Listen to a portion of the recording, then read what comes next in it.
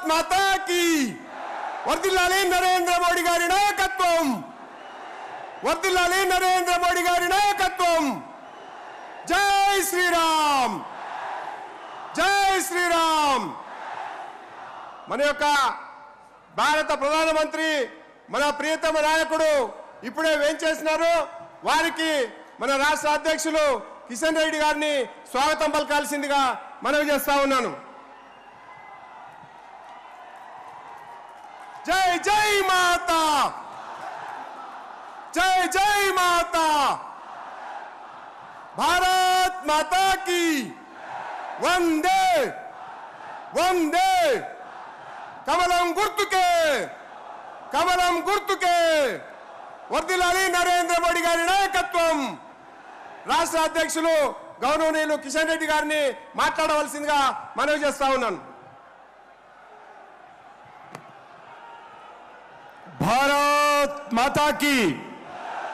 भारत माता की अंदर కూడా రెండు చేతులు పిడికిలి బిగించి నాతో పాటు నినాదం ఇవ్వాలి భారత్ మాతా కీ ఈ రోజు హైదరాబాద్ లో జరుగుతున్నటువంటి ఈ బహిరంగ సభకు తెలంగాణ ప్రజలను ఉద్దేశించి మనవి చేయడానికి వచ్చినటువంటి భారత ప్రధానమంత్రి నరేంద్ర మోడీ గారికి నేను తెలంగాణ ప్రజల తరఫున భాగ్యనగర ప్రజల తరఫున హృదయపూర్వకమైనటువంటి స్వాగతం పలుకుతా ఉన్నాం ఈరోజు తెలంగాణ రాష్ట్రంలో భారతీయ జనతా పార్టీ ద్వారా 17 సీట్లు మనం పోటీ చేస్తా ఉన్నాము తెలంగాణలో తిరిగి నరేంద్ర మోడీ గారు ప్రధానమంత్రి కావాలని అన్ని వర్గాల ప్రజలు ఈరోజు ఆకాంక్షిస్తూ ఉన్నారు దాని నుంచి దృష్టి మళ్లించేటువంటి ప్రయత్నము దుర్మార్గమైనటువంటి కాంగ్రెస్ పార్టీ ఒక దిక్కు టిఆర్ఎస్ పార్టీ ఒక దిక్కు రాజకీయంగా ఎదుర్కొనేటువంటి సత్తా లేక పిరికి పందలాగా భారతీయ జనతా పార్టీ పైన తప్పుడు ప్రచారం చేస్తా ఉన్నారు నిజంగా దమ్ము ధైర్యం ఉంటే కాంగ్రెస్ పార్టీ గత 6 నెలలుగా ఇచ్చినటువంటి 6 గ్యారంటీలు 420 హామీలు ఏం అమలు చేశారో ఏ రకంగా అమలు చేయబోతున్నారో చెప్పాల్సి ఉండేది కానీ పెద్దమ్మ ప్రభుత్వము అనేక రకాల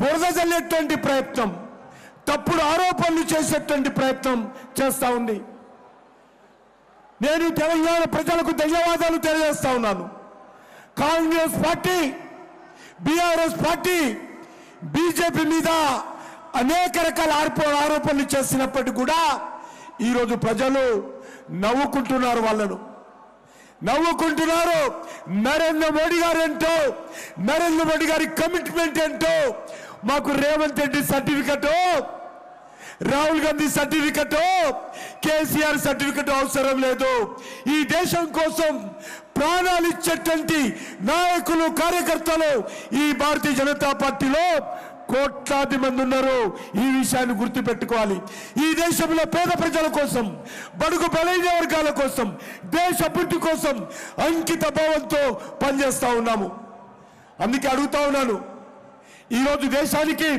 ప్రధానమంత్రిగా ఎవరు కోరుకుంటున్నాం మనము ఎవరు ఎవరు ఎవరు ఈరోజు నరేంద్ర మోడీ గారు తెలంగాణ ప్రజలందరూ కూడా నరేంద్ర మోడీ గారు మళ్ళీ ప్రధానమంత్రి కావాలని కోరుకుంటున్నారు అందుకే ఈరోజు నరేంద్ర మోడీ గారు లేనటువంటి భారతాన్ని చూడలేము ఇప్పుడు అనేక సమస్యల నుంచి నరేంద్ర మోడీ గారి నాయకత్వంలో భారతదేశం ముందుకెళ్తా ఉంది బయటకు వచ్చి ఒక్కొక్క సమస్య పరిష్కారం చేసుకుంటూ ఈరోజు ముందుకెళ్తా ఉంది అందుకే మీ అందరినీ కోరుతా ఉన్నాను భాగ్యనగర్ ప్రజలు కానీ తెలంగాణ ప్రజలు కానీ బీజేపీ అభ్యర్థులను ఆశీర్వదించండి ఎవరు వద్దన్నా, ఎవరు కాదన్నా, ఎవరు బాధపడ్డా తెలంగాణ అభివృద్ధికి భారతీయ జనతా పార్టీ నరేంద్ర మోడీ గారి నాయకత్వంలో కమిట్మెంట్ తో పనిచేస్తాము, చిత్తశుద్ధితో పనిచేస్తాము. మాకు రేవంత్ రెడ్డి సర్టిఫికెట్ అవసరం లేదు, మాకు రాహుల్ గాంధీ సర్టిఫికెట్ అవసరం లేదు, మాకు కేసీఆర్ సర్టిఫికెట్ అవసరం లేదు. మాకు ఇవ్వాల్సింది తెలంగాణ ప్రజల సర్టిఫికెట్ మాత్రమే, తెలంగాణ ప్రజల ఆశీస్సులు మాత్రమే. తెలంగాణ ప్రజల కోసం పోటీ చేస్తాము. ఈరోజు రేవంత్ రెడ్డి ఏ సభకైనా తలలోటు పెట్టుకొని వెళ్తున్నాడు, గాడిద గుడ్డు పెట్టుకొని వెళ్తున్నాడు. సిగ్గుండాలి ముఖ్యమంత్రికి. ఈ రకంగా కేంద్ర ప్రభుత్వము 9 లక్షల కోట్ల రూపాయల పైగా ఖర్చు చేస్తే ఆయన పేద ప్రజలకు ఇచ్చేటువంటి బియ్యము నరేంద్ర మోడీ గారు ఇస్తుంటే అది గాడిద గుడ్డుతో పోలుస్తాడా? రైతులకు ఈరోజు సంవత్సరానికి 3 సార్లు బ్యాంక్ అకౌంట్లో మోడీ పైసలు వేస్తే వాటిని గాడిద గుడ్డుతో పోలుస్తాడా? ఈరోజు రైతులకు ఎకరానికి 20,000 రూపాయల ఎరువుల సబ్సిడీ ఇస్తే ఈ ముఖ్యమంత్రి రైతులకు ఇస్తున్న సబ్సిడీని గాడిద గుడ్డుతో పోలుస్తాడా? 1,20,000 కోట్ల రూపాయలతో తెలంగాణలో జాతీయ రహదారులు నిర్మాణం చేస్తే గాడిద గుడ్డుతో పోలుస్తాడా? అది యూరియా పరిశ్రమ కావచ్చు, రైల్వే మ్యానుఫ్యాక్చరింగ్ యూనిట్ కావచ్చు, లేక RRR రింగ్ రోడ్ కావచ్చు, సమ్మక్క సారక్క సెంట్రల్ యూనివర్సిటీ కావచ్చు, MMTS ట్రైన్ కావచ్చు, వందే భారత్ ట్రైన్ కావచ్చు. ఈ ప్రభుత్వము మరి అనేక రకాలుగా నరేంద్ర మోడీ గారి నాయకత్వంలో 9 లక్షల కోట్లకు పైగా ఈ తెలంగాణ కోసం ఖర్చు చేస్తే ఈరోజు రేవంత్ రెడ్డి మిడిమిడి జ్ఞానంతో భారతీయ జనతా పార్టీని విమర్శిస్తున్నారు. అందుకే తెలంగాణ ప్రజలారా ఆలోచించండి. ఈరోజు కాంగ్రెస్ పార్టీ ఈ తెలంగాణను సర్వనాశనం చేస్తుంది, అవినీతికి పాల్పడతా ఉంది.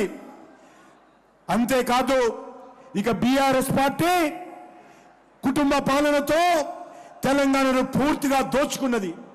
అందుకే ఈరోజు తెలంగాణను రక్షించేది, తెలంగాణకు భవిష్యత్తు ఇచ్చేది, తెలంగాణను ఆదుకునేది, తెలంగాణకు అండగా ఉండేది భారతీయ జనతా పార్టీ మాత్రమే, నరేంద్ర మోడీ గారు మాత్రమే. అందుకే తెలంగాణ విద్యావంతులు, మేధావులు, కవులు, కళాకారులు, మహిళలు, యువకులు రండి, భారతీయ జనతా పార్టీని ఆశీర్వదించండి, నరేంద్ర మోడీ గారిని ఆశీర్వదించాలని కోరుకుంటూ మరొకసారి మనమందరం కూడా ఈరోజు ప్రతిజ్ఞ తీసుకొని ఇక్కడి నుంచి వెళ్ళాలి.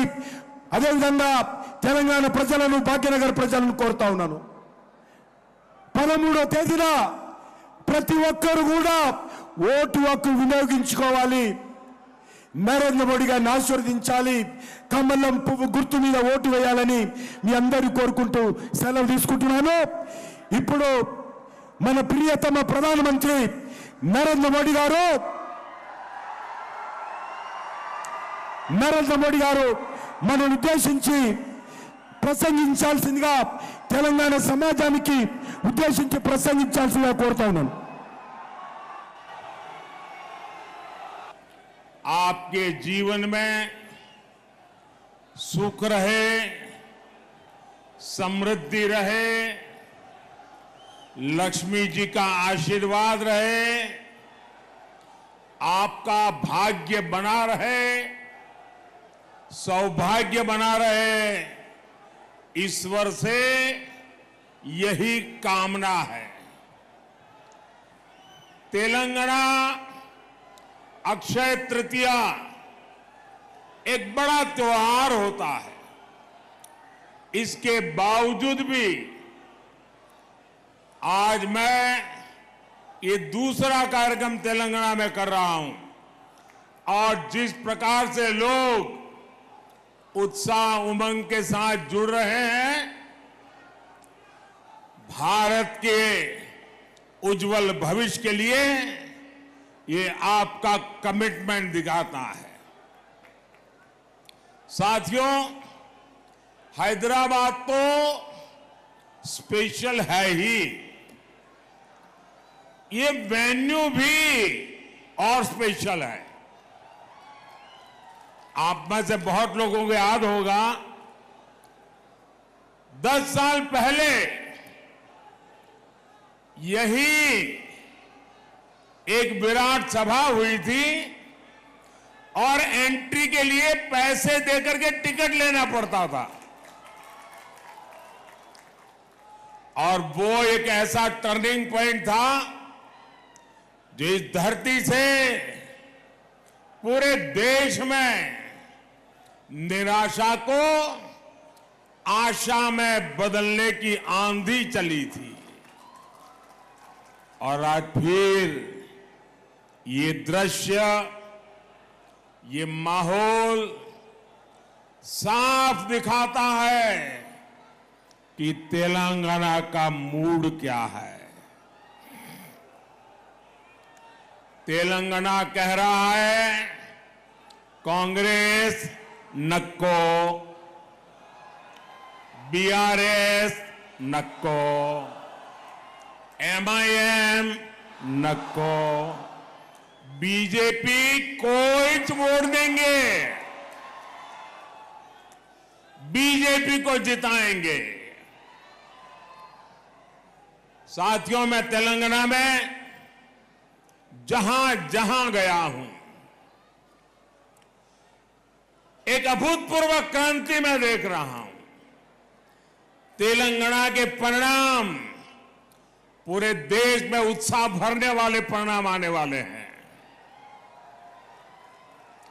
साथियों, 4 जून के नतीजे अब बिल्कुल स्पष्ट है। 4 जून को देश जीतेगा। कौन जीतेगा? कौन जीतेगा? 4 जून को 140 करोड़ भारतीयों का संकल्प जीतेगा। और 4 जून को भारत के विरोधी हारेंगे। 4 जून को आत्मनिर्भर भारत अभियान के विरोधी हारेंगे। 4 जून को सीएए कानून के विरोधी हारेंगे।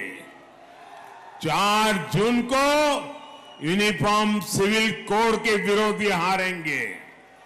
4 जून को वोट जिहाद की बात करने वाले हारेंगे। 4 जून को आर्टिकल 370 के समर्थक हारेंगे। 4 जून को ट्रिपल तलाक के समर्थक हारेंगे। 4 जून को भ्रष्टाचार के समर्थक हारेंगे। 4 जून को तुष्टीकरण के समर्थक हारेंगे। साथियों, हैदराबाद सॉल्यूशन सिटी है। यहां हर प्रॉब्लम का सॉल्यूशन ढूंढा जाता है। आप मुझे बताइए, क्या भारत करप्शन जैसी प्रॉब्लम के साथ आगे बढ़ सकता है क्या? पूरी ताकत से बताइए, बढ़ सकता है क्या? बढ़ सकता है क्या? क्या भारत को लाखों करोड़ के स्कैम करने वाली पार्टियां आगे बढ़ा सकती है क्या? क्या यूथ की एस्पिरेशंस को इग्नोर करने वाली पार्टियां देश का भविष्य बना सकती हैं? क्या मिडिल क्लास के ड्रीम्स को कुचलने वाली पॉलिटिकल पार्टियां आपका भला कर सकती हैं? क्या हर प्रोजेक्ट में पहले करप्शन का पोटेंशियल खोजने वाली पार्टियां मॉडर्न इंफ्रास्ट्रक्चर बना सकती हैं? तो ये काम कौन कर सकता है? ये काम कौन कर सकता है? ये काम कौन कर सकता है? ये काम कौन कर सकता है? ये काम कौन कर सकता है? मोदी नहीं, ये आपका एक वोट कर सकता है। ये आपके वोट की ताकत है जो इन सारी समस्याओं का समाधान है। आपने बीजेपी को वोट, एनडीए को वोट दिया। भारत भी अपनी दशकों पुरानी प्रॉब्लम्स के सॉल्यूशंस पर काम करने लगा। आज इसका परिणाम हम चारों तरफ देख रहे हैं। भारत आज डिजिटल पावर है। भारत आज फिनटेक पावर है। भारत आज स्टार्टअप पावर है। भारत आज 5वीं दुनिया की सबसे बड़ी इकोनॉमी है। भारत आज स्पेस पावर है। साथियों, ये तो मोदी का ट्रैक रिकॉर्ड है। लेकिन कांग्रेस का ट्रैक रिकॉर्ड क्या है? कांग्रेस का ट्रैक रिकॉर्ड है लूट, लूट, लूट।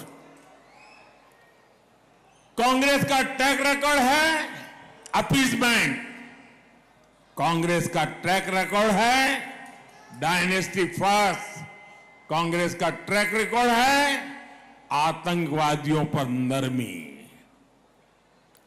हमारे जो फर्स्ट टाइम वोटर्स हैं ना, मैं तो चाहूंगा कि हर परिवार अपने 18, 20, 22 साल के बच्चों के साथ बैठे और 10 साल पहले क्या हाल थे उसकी जरा चर्चा करें। शायद इन फर्स्ट टाइम वोटर जो आज से 10 साल पहले 8 साल, 10 साल, 12 साल के थे, उन्हें तो याद भी नहीं होगा 10, 11 साल पहले यहां दिलसुख नगर में सीरियल बम ब्लास्ट हुए थे।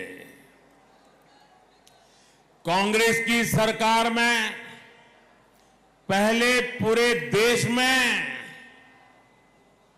ऐसी ही खबरें आती रहती थी। कोई परिवार रेस्टोरेंट में खाना खाने गया है, ब्लास्ट हो जाता है। कोई परिवार थिएटर में मूवी देखने गया है, ब्लास्ट हो जाता था। कोई परिवार बस से ट्रैवल कर रहा है, ब्लास्ट हो जाता था। आज कहीं से भी ऐसी खबरें आती हैं क्या? जरा इस तरफ से मुझे जवाब चाहिए। क्या ऐसी खबरें आती हैं क्या? उधर से जरा बताइए, ऐसी खबरें आती है क्या? ये बम ब्लास्ट किसने रोके? ये बम ब्लास्ट किसने रोके? ये बम ब्लास्ट किसने रोके?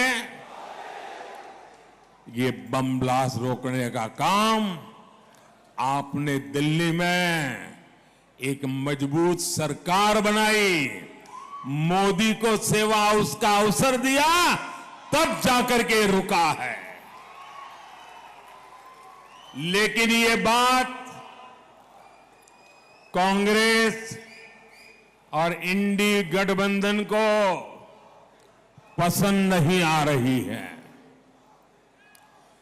देश में ये खून खराबा फिर से शुरू हो, इसके लिए कुछ ताकतें मोदी को हटाने में जुटी है।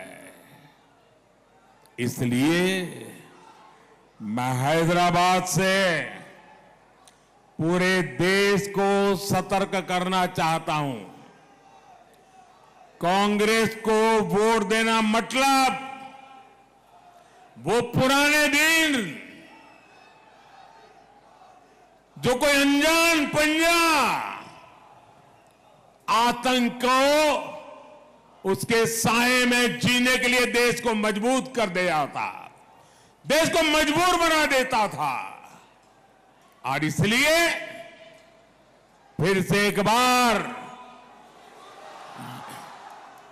देश आतंक की लपट में आना नहीं चाहता है। साथियों, कांग्रेस हमेशा से एंटी मिडिल क्लास पार्टी रही है। आप याद कीजिए, जब ये सरकार में तो कैसी कैसी बातें करते थे। इनके एक नेता कहते थे कि मिडिल क्लास केयरलेस हैं। उनके नेता कहते थे कांग्रेस के। वो कहते थे कि जो आइसक्रीम पर पैसा खर्च करते हैं वो महंगाई की शिकायत क्यों करते हैं। याद है ना पुराने बयान। ये कांग्रेस के नेता सरकार में रहते ऐसे बयान देते थे। साथियों, इस बार भी कांग्रेस के मैनिफेस्टो में मिडिल क्लास के लिए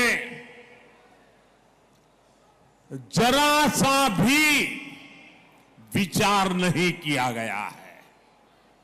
लेकिन ये लोग मिडिल क्लास की कमाई का एक्सरे करके उसे अपने वोट बैंक की और उनको बांटने की घोषणाएं डंके की चोट पर कर रहे हैं।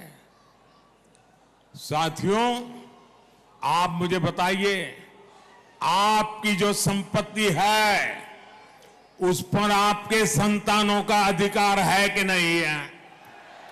जरा मुझे सबके सब लोग बताइए, क्या आपकी संपत्ति पर आपके संतानों का अधिकार है कि नहीं है।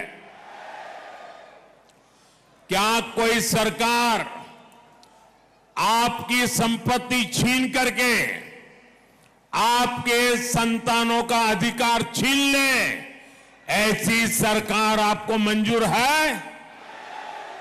साथियों, कांग्रेस ये विचार करके चल रही है।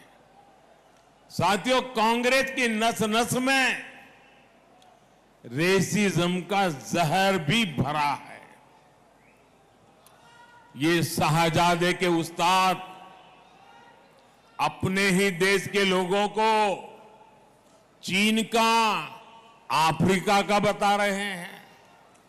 शहजादे के उस्ताद की माने तो आज सभी भारतीय नहीं बल्कि अफ्रीकी है। कांग्रेस देश को टुकड़ों टुकड़ों में तोड़ने वाली मानसिकता के साथ बोल रही है। ये लोग भारत को एक राष्ट्र ही नहीं मानते। इसलिए आपको कांग्रेस से, इंडी अलायंस से बहुत सतर्क रहना है। साथियों, आप सभी जानते हैं कि शहजादे को ऐसे खतरनाक आइडिया ट्यूशन करके सिखाए जाते हैं।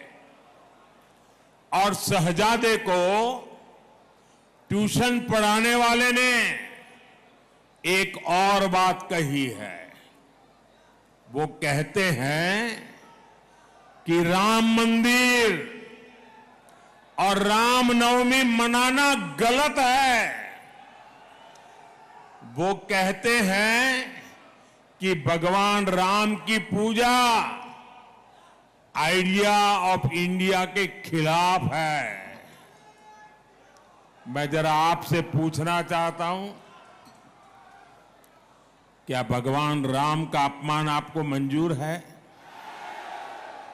क्या पूजा करना गलत है? क्या पूजा करना देशद्रोह है? क्या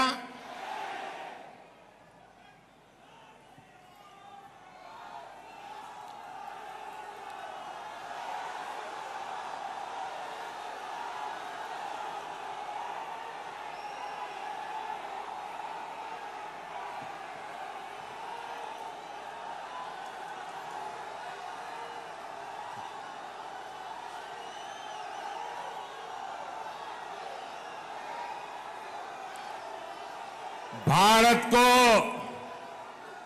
हमेशा विदेशी चश्मे से देखने वाली कांग्रेस को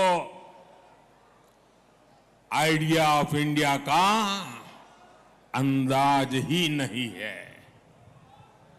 आखिर क्या है idea of India? Idea of India Bharat की हजारों साल पुरानी संस्कृति का प्रतिबिंब है। आइडिया ऑफ इंडिया यानी सत्यमेव जयते। आइडिया ऑफ इंडिया यानी अहिंसा परमो धर्मः। आइडिया ऑफ इंडिया यानी आचारः परमो धर्मः। आइडिया ऑफ इंडिया न ही सत्यात् परो धर्मः। आइडिया ऑफ इंडिया एकम सत् विप्रः बहुधा वदन्ति। आइडिया ऑफ इंडिया वसुधैव कुटुंबकम। आइडिया ऑफ इंडिया सर्वपंथ संभाव। आइडिया ऑफ इंडिया अपदीपो भव। आइडिया ऑफ इंडिया बुद्धम शरणम गच्छामि। आइडिया ऑफ इंडिया सर्वे भद्राणि पश्यन्तु मां कश्चित् दुःख भाग् भवेत्। आइडिया ऑफ इंडिया परोपकाराय सताम विभूतयः। इंडिया आइडिया ऑफ इंडिया जन सेवा ही प्रभु सेवा। आइडिया ऑफ इंडिया ईश्वरः सर्वभूतानाम। आइडिया ऑफ इंडिया सर्व ज्योति के बीच समाना। Idea of India God is great. Idea of India नर में नारायण जीव में शिव। आइडिया ऑफ इंडिया या देवी सर्वभूतेषु मातृरूपेण संस्थिता। आइडिया ऑफ इंडिया नारी तू नारायणी। आइडिया ऑफ इंडिया मां विद्विषाव है। आइडिया ऑफ इंडिया मिच्छामि दुक्कडम। और आइडिया ऑफ इंडिया अपि स्वर्णमयी लंका न मे लक्ष्मण रोचते जननी जन्मभूमिश्च स्वर्गादपि गरीयसी। हमें जन्म देने वाली ये धरती मुझे स्वर्ग से भी ज्यादा प्रिय है। ये भगवान श्री राम के ही तो बोल थे। ये आइडिया ऑफ इंडिया आज केवल मान्यताओं तक सीमित नहीं है। ये आइडिया ऑफ इंडिया आज भारत की एक सशक्त पहचान है। ये आइडिया ऑफ इंडिया आज भारत की बुलंद आवाज है। और इसलिए आज आइडिया ऑफ इंडिया यानी इंटरनेशनल योग दिवस। आइडिया ऑफ इंडिया यानी one earth one family one future का विजन। आइडिया ऑफ इंडिया यानी विश्व के लिए one sun one earth one grid का विचार। आइडिया ऑफ इंडिया यानी चंद्रमा पर शिव शक्ति पॉइंट।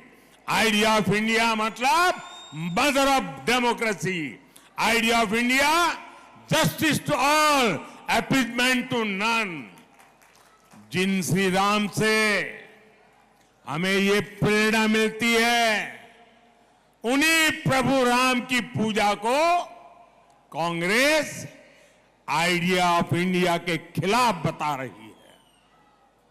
साथियों, तुष्टीकरण के लिए कांग्रेस और उसकी जैसी सोच वाली पार्टियां कुछ भी कर सकती है। यहां हैदराबाद में भी एमआईएम को इसलिए ही खुली छूट दी गई है, वोट बैंक न नाराज हो जाए इसी डर से ना तो कांग्रेस और ना ही बीआरएस हैदराबाद मुक्ति दिवस मनाना चाहती है। लेकिन अब बीजेपी ने हैदराबाद को इस खौफ से मुक्ति दिलाने की ठानी है। केंद्र सरकार ने तय कर दिया है कि हर साल 17 सितंबर को 17 सितंबर को हैदराबाद मुक्ति दिवस मनाया जाएगा। भाइयों और बहनों, हिंदुओं को बांटो और अपने वोट बैंक को खुश करो, ये कांग्रेस की रणनीति है।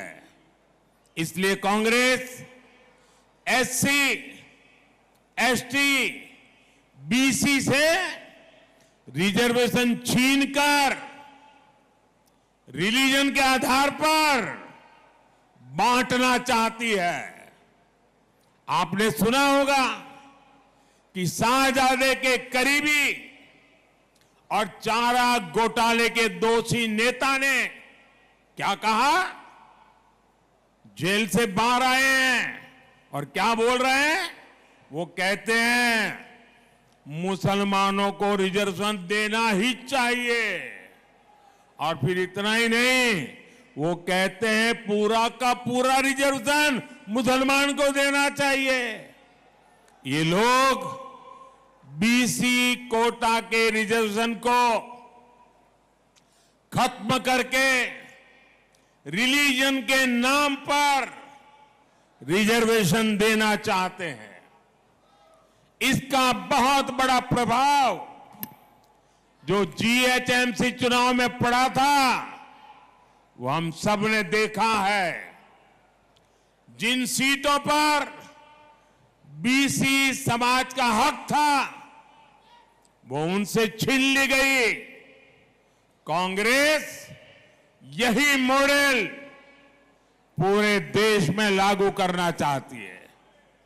साथियों, तेलंगाना में जब से कांग्रेस सरकार बनी है तब से डबल आर टैक्स की भी बहुत चर्चा है।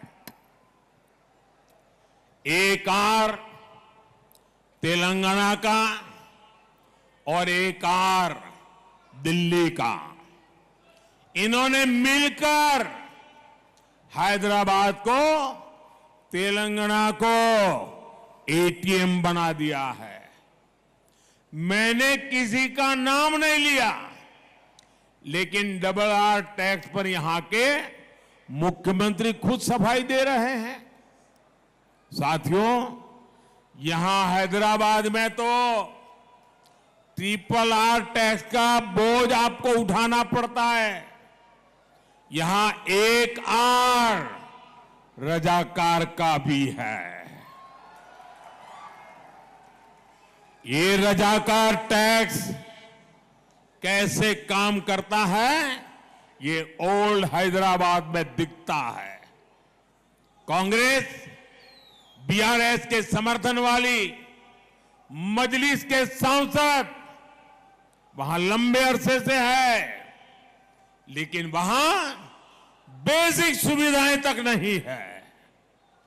साथियों, हैदराबाद में हर साल बारिश में चारों तरफ पानी भर जाता है, लेकिन बीआरएस हो या कांग्रेस, किसी ने भी आपकी परेशानियों को नहीं समझा। हर साल पब्लिक परेशान रहती है। इससे हेल्थ और एजुकेशन, हर सर्विस, उस पर बहुत बुरा असर पड़ता है।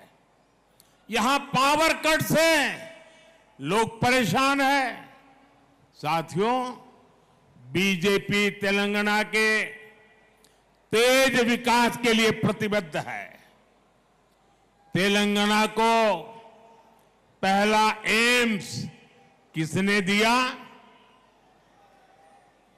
तेलंगाना को 4 वंदे भारत ट्रेन किसने दी? तेलंगाना को सेंट्रल ट्राइबल यूनिवर्सिटी किसने दी? तेलंगाना में बंद पड़ी फर्टिलाइजर फैक्ट्री किसने चालू की? टर्मरिक बोर्ड किसने बनाया? एनटीपीसी का बड़ा बिजली कारखाना किसने बनाया? ये सारे काम बीजेपी की सरकार ने किए हैं। हमारी सरकार तेलंगाना को ग्लोबल कैपेबिलिटी के बड़े सेंटर के रूप में भी विकसित कर रही है। यहां एविएशन हब बन रहा है। एयरक्राफ्ट इंजन की दुनिया की सबसे बड़ी एमआरओ फैसिलिटी होगी। आत्मनिर्भर अभियान का लाभ भी तेलंगाना को मिलने जा रहा है। डिफेंस से लेकर biotechnology, green energy, electric mobility और आर्टिफिशियल इंटेलिजेंस तक मैन्युफैक्चरिंग और सर्विस सेक्टर में तेलंगाना के लिए आने वाले 5 साल तेज विकास के होंगे। हसन चेरापल्ली एलपीजी पाइपलाइन से भी इस क्षेत्र को काफी फायदा हुआ है। यहां युवाओं के लिए जॉब के, रोजगार के अनगिनत अवसर बन रहे हैं। साथियों, बीजेपी सरकार सबका साथ, सबका विकास, सबका विश्वास, सबका प्रयास इस मंत्र पर चलती है। ये बीजेपी सरकार है जिसने ट्रिपल तलाक के बहाने मुस्लिम बेटियों पर हो रहे अत्याचारों को खत्म किया है। ये बीजेपी की सरकार है जिसने स्कूलों में बेटियों के लिए अलग से लाखों शौचालय बनवाए। इससे मुस्लिम समाज की बेटियों को भी लाभ हुआ। 10 साल में बहनों को पहली बार टॉयलेट, गैस, पानी जैसी सुविधाएं मिली है। पहली बार उनको भी पक्का घर, मुफ्त राशन, मुफ्त इलाज की सुविधा मिली है। इसलिए हर मां बहन कह रही है, मातृशक्ति कह रही है, फिर एक बार, फिर एक बार, फिर एक बार, फिर एक बार। साथियों, बीआरएस को दिया आपका वोट कांग्रेस को ही मदद करेगा और कांग्रेस को दिया आपका वोट भी केंद्र में सरकार नहीं बना सकता। इसलिए आपको भारी संख्या में भाजपा के पक्ष में कमल के निशान पर बटन दबा करके मतदान करना है। और भाइयों बहनों, क्या मेरा तेलंगाना मतदान के पुराने सारे रिकॉर्ड तोड़ सकता है? सारे पुराने रिकॉर्ड तोड़ सकता है? ज्यादा से ज्यादा मतदान करा सकता है? इस चुनाव में भाजपा सभी लोकसभा सीट तो जीतने वाली ही है, लेकिन मुझे ज्यादा से ज्यादा पोलिंग बूथ जीतने हैं। क्या पोलिंग बूथ जिता सकते हैं? पोलिंग बूथ जिताएंगे, पूरी ताकत पोलिंग बूथ जिताने में लगाएंगे। भाइयों बहनों, इस चुनाव में सिकंदराबाद से मेरे साथी जी किशन रेड्डी जी, हैदराबाद से बहन माधवी लता, अब मलकाजगिरी से श्री एटला राजेंद्र, चेवल्ला से श्री कोंडा विश्वेश्वर रेड्डी, और भुवनगिरी से डॉक्टर बुरा नरसैया गौड़, इन सभी साथियों को विजयी बनाना है। बनाएंगे, ज्यादा से ज्यादा मतदान कराएंगे। अच्छा, मेरा एक काम करोगे? ये चुनाव वाला काम नहीं है, मेरा पर्सनल काम है, करोगे? ये मोदी का पर्सनल काम है, करोगे? इनमें से किसी का काम नहीं है, मेरा है, करोगे? जरा हाथ ऊपर करके बताओ, करोगे? अच्छा, तो मेरा काम बहुत सरल है। ज्यादा से ज्यादा परिवारों में जाइए, उन सबको मिलिए और उनको कहिए मोदी जी हैदराबाद आए थे, आप सबको नमस्कार कहा है, परिवार में सबको जय श्री राम कहा है। मेरा नमस्कार पहुंचाएंगे, मेरा जय श्री राम पहुंचाएंगे। जब परिवार के सब लोगों को मेरा नमस्कार पहुंचेगा, मेरा जय श्री राम पहुंचेगा, तो परिवार के हर कोई मुझे आशीर्वाद देंगे। और जब परिवार का हर व्यक्ति मुझे आशीर्वाद देता है तो मेरी ऊर्जा अनेक गुना बढ़ जाती है और मैं उससे आपकी सेवा अधिक क्षमता के साथ कर सकता हूं। बोलिए भारत माता की, भारत माता की। बहुत बहुत धन्यवाद।